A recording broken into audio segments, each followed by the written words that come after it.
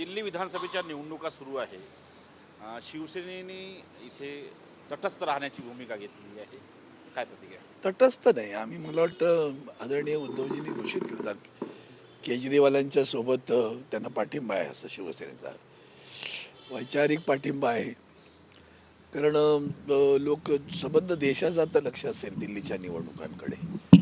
दिल्लीच्या विधानसभेमध्ये दोन्ही वेळेला ज्या मताधिक्यानं अरविंद केजरीवाल निवडून येत आहेत ते खरं तर आश्चर्यकारक गोष्ट आहे मोठी. जेमतेम 5 आमदार येतात BJPचे, 5-7 असे जेवढे, खूप मोठी गोष्ट आहे खरं तर. यावेळेला मात्र अनेक आव्हानं उभी राहिलेली आहेत. कारण काँग्रेस स्वतः परत लढते आहेच आणि दुसऱ्या बाजूला भारतीय जनता पार्टीने खूप जोर लावला आहे, प्रतिष्ठा केलेली आहे की कोणत्याही परिस्थितीत ही निवडणूक जिंकायची. त्यामुळे दिल्लीतलं वातावरण कसं आहे एक समजत नाही. पण दिल्ली म्हणजे अखंड हिंदुस्थान आहे, जसा मुंबईत असतो तसा, मुंबईपेक्षाही अधिक समजा संबंध देशातील सगळ्या राज्यातील लोक दिल्लीमध्ये राहतात. त्यामुळे त्यांचे जे काही कटू अनुभव आहेत त्याच्यातनं जे काही होईल ते पाहिलं पाहिजे. पण दिल्लीला पूर्ण राज्याचा दर्जा नसल्यामुळे सगळ्यात महत्त्वाचं गृह मंत्रालय नाही आणि नायब राज्यपालांची अधिकारशाही याच्या कात्रीत सापडलेलं दिल्ली राज्य आहे. आणि त्या राज्याला प्रगती करताना कालही लोकसभेमध्ये भाषण करताना असा एक उल्लेख आला की जर दिल्लीचा विकासाची गोष्ट अधिक जोरात झाली असती जर त्यांना मुक्तपणे कारभार करू दिला असता तर. यातच सारं काही आलं. सर, पंतप्रधान नरेंद्र मोदी आज प्रयागराजला गेलेले होते, त्यांनी शाही स्नान केलं. तुमच्याच पक्षाचे खासदार संजय राऊत यांनी मागणी केली की आम्हा सगळ्या खासदारांनाही त्यांनी न्यायला पाहिजे होतं, आम्ही गेलो असतो. आनंदाची गोष्ट आहे ना. मला वाटतं राऊतसाहेबांनी जे बोलले त्याच्यावर आणखीन काही भाष्य करण्याची गरज नाही आहे. शाही स्नान करायला हरकत नाही. गंगेत स्नान, श्रद्धा हा असा वेगळा विषय आहे. तुमची श्रद्धा किती आहे आणि किती मनापासून तुम्ही ते करता. ते घरात एक कटवती मी गंगा म्हणतो, मन चंगा तो कटवती मी गंगा. तो जिसका मन चंगा है उसे कटवती मी गंगा मिळती है. दिल्ली विधानसभेच्या निवडणुकीच्या दरम्यान आज मतदान आहे असं असताना नरेंद्र मोदी हे स्नान करायला जातात, त्यामागे त्यांचं राजकारण आहे असंही बोललं. 100% खरं आहे ना. मी काल म्हटलं, मी रोज असं म्हणतो की भारतीय जनता पार्टी प्रत्येक पाऊल उचलते ते कधीही सामाजिक नसतं, ते राजकीय असतं. तुम्ही साधं बघा, आपलं अधिवेशन केव्हा आहे आमचं आणि निवडणूकची तारीख पहा. मग निवडणूक आयोगाला माहिती नव्हतं का की इथं बजेटचं अधिवेशन, अर्थसंकल्पातलं अधिवेशन असणार आहे. त्यांना माहिती होतं अर्थसंकल्पाच्या अधिवेशनात अशा काहीतरी घोषणा करतील. ते निश्चित पाहिजे कोड ऑफ कंडक्टच्या विरोधात आहेत त्या. म्हणजे 12 लाखापर्यंतचं आमचं कर्जमुक्त करणं ही चांगली गोष्ट आहे. लोकांना आनंद वाटणार आहे. ती का केली गेली असा विचार केला तर लक्षात येईल की ताबडतोब दिल्लीची निवडणूक आहे. कारण मुळात दिल्लीमध्ये जास्तीत जास्त लोक ही नोकरदार वर्ग आहे, त्यातून सरकारी नोकरदार वर्ग आहे. त्याला जवळ कसं आकर्षित करायचं त्याचा हा प्रयत्न आहे. त्यांचं कालचं भाषण पहा तुम्ही. टॉयलेटपासून सुरुवात केली त्यांनी.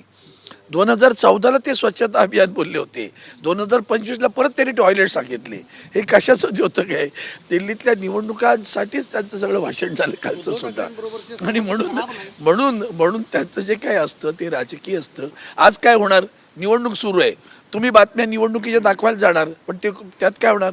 देशाचे पंतप्रधान जेव्हा शाही स्नान करतायत तर सारख्या बातम्या त्याच असणार. शाही स्नान, डुबकी लेर आहे, डुबकी लेर आहे. इकडे काय होतंय कोण बघते? म्हणजे पुन्हा सारखे पंतप्रधान दिसावेत आणि मग लोकांना त्याचं आठवण करून द्यावी की मीच तो माणूस ज्याने टॉयलेटची आठवण करून दिली होती.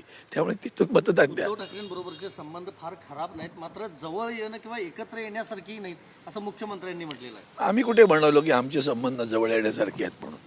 आम्ही नाही म्हणालो ना.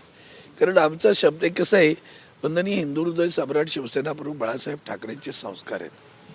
तुम्हाला कदाचित अलीकडच्या राजकारणातल्या लोकांना ते पटणारे नसतील किंवा पचणारे नसतील. कारण कडवटपणा असतो त्याच्यामध्ये विषयांच्या संदर्भात. त्यातल्या निष्ठा हा विषय आहे, शब्द पाळणं हा विषय आहे. म्हणजे आमच्यासारख्या छोट्या कार्यालयात आता मी 25-30 वर्षे जिल्हा संपर्क प्रमुख झाल्यानंतर आपण भाषण करताना काळजी घ्या रे. आणि काळजी घेताना एक लक्षात घ्या, भावनेच्या भरात कुठलं तरी एखाद्याला शब्द देऊ नका. शब्द दिलात 100 वेळा विचार करा, पण तू शिवसैनिक आहेस बरं का, शब्द दिला पूर्ण केला पाहिजे असं सांगायचे ते. आणि मग आम्हाला शब्द दिलेला कोणतरी मोडतो, तेव्हा मग आमचं अंतर वाढतं. तेवढ्यापुरतं वाढत नाही, त्याच्या पुढे जी काही पावलं उचलली जातात ती अंतर वाढविणारी असतात, ती जवळ येणारी नसतात.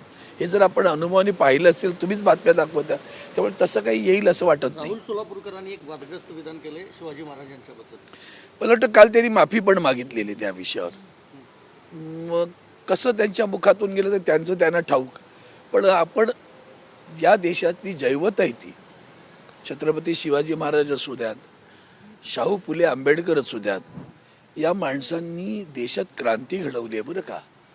एक तर मुळात सगळ्यात त्याचा पायाच छत्रपती शिवाजी महाराज आहेत. या सगळ्यांचा, ह्या सगळ्यांचा पाया छत्रपती शिवाजी महाराज.